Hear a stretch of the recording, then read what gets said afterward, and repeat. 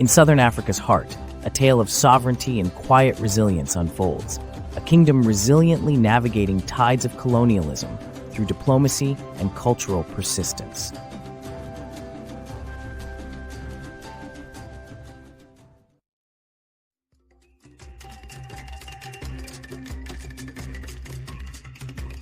Amidst the rolling hills of southern Africa, the kingdom of Swaziland stood amidst giants, defying expectations.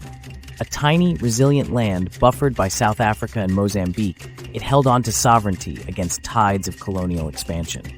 In the late 19th century, as colonial interests neared, Swaziland's king resisted with steadfast diplomacy.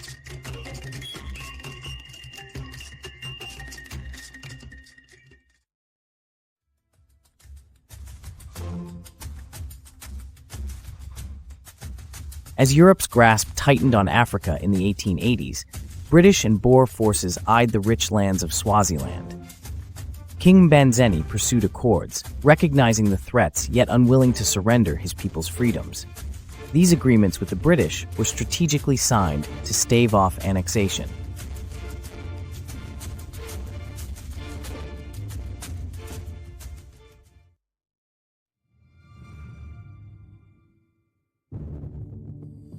The kingdom navigated between the heavyweights of European power, engaging in a delicate diplomatic ballet.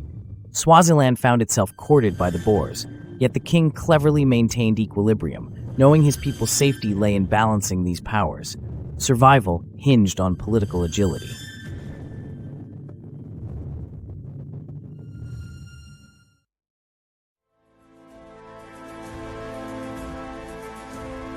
The Anglo-Boer disputes presented Swaziland both as a pawn and a player. Throughout the Second Boer War, Swaziland seized its limelight as a neutral zone, claiming its space amid the chaos. The king's decision not to choose sides preserved Swaziland, enhancing its mystique as the Switzerland of southern Africa.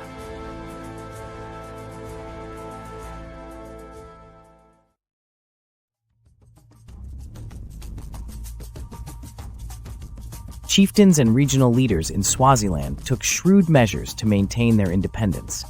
They strengthened internal policies, ensuring survival by controlling trade and resources wisely. Swaziland's deep understanding of regional politics acted as a buoy, holding it above rising colonial tides.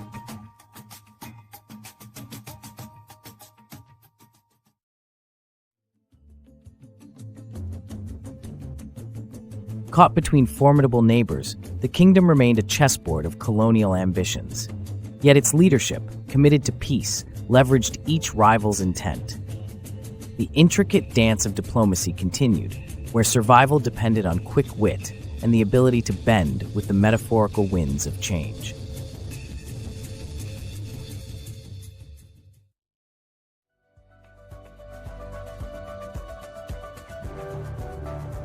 As the 20th century dawned, Swaziland's persistence bore fruit. While much of southern Africa was entangled in colonial strife, Swaziland's policies began stabilizing and modernizing the kingdom.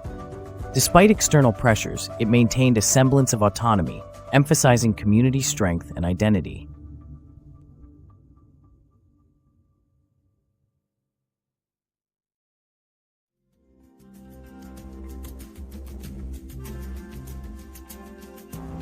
The kingdom played its quiet cards well into the mid-century as global tides turned. The impact of World War II on colonial territories loosened grips, giving Swaziland an opportunity to solidify its governance. The rising demand for local governance was elegantly shaped, empowering Swazi institutions.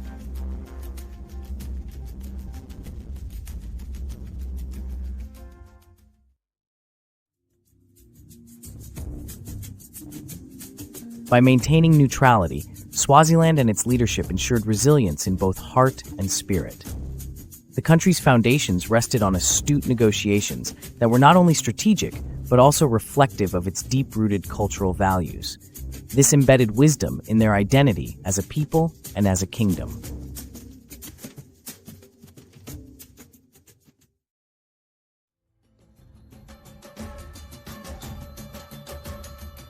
As late as the 1960s, Swaziland proved an anomaly in a world shifting swiftly along post-colonial lines.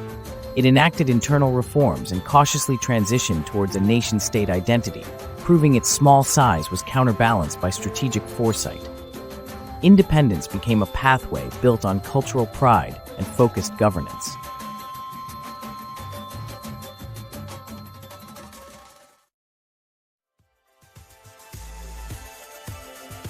Over the years, Swaziland transformed into Eswatini, navigating the closure of colonial chapters while advancing its federal pursuits. Through decades of political and cultural challenges, the nation's identity thrived, epitomizing a story of survival unparalleled in Africa. Its historical fabric, forged through persistence, prepared it for the modern age.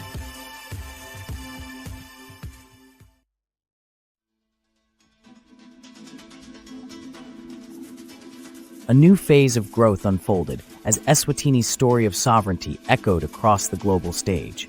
Continually evolving under the gaze of international spectators, its narrative didn't just become a local triumph, but a testament to human tenacity, a story rewritten by kinship and a forward-looking ethos.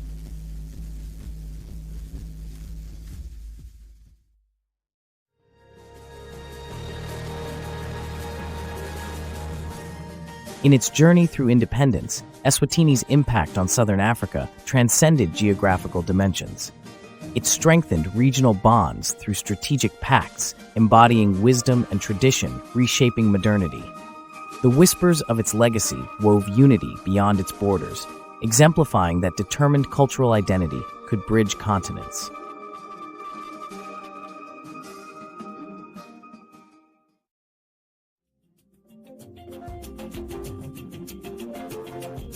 Eswatini's identity clings to deeply ingrained traditions, while the fiduciary pulse of the global landscape beats ever louder.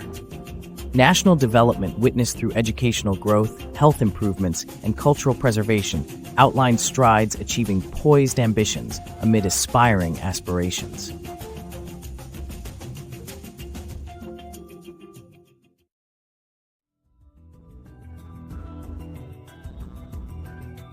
Against contemporary challenges, Eswatini reflects profound history framed through a resilient present. Cohesion between deep-rooted societal values and necessary modern insights manifests as progress, mirroring adaptable, harmonizing wisdom in its journey.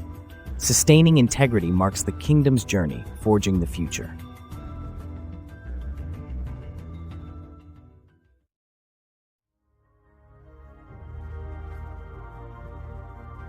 Ultimately, Eswatini's narrative is a profound testament to the kinship dynamics forming humanitarian tales playing intricately within Africa's heart. It defies boundaries of potential, unyielding in its craftsmanship of harmony, maintaining its eve of legacy as dawn turns to its endless journeys of true sovereign adventure and endurance.